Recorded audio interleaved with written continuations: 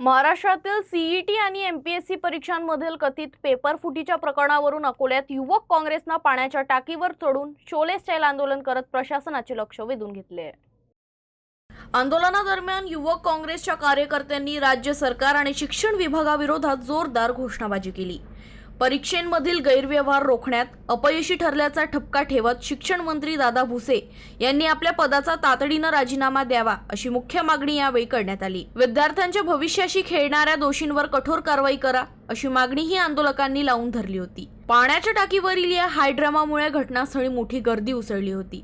आंदोलनाची माहिती मिळताच पोलिसांनी तातडीने धाव घेतली। परिस्थितीचं गांभीर्य ओळखून पोलिसांनी आंदोलकांशी चर्चा केली।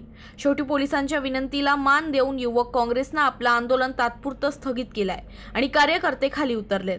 मात्र आंदोलन संपताच कायदा व सुव्यवस्थेचा प्रश्न निर्माण होऊ नये म्हणून पोलिसांनी आंदोलकांना ताब्यात घेत स्थानबद्ध केलं आहे।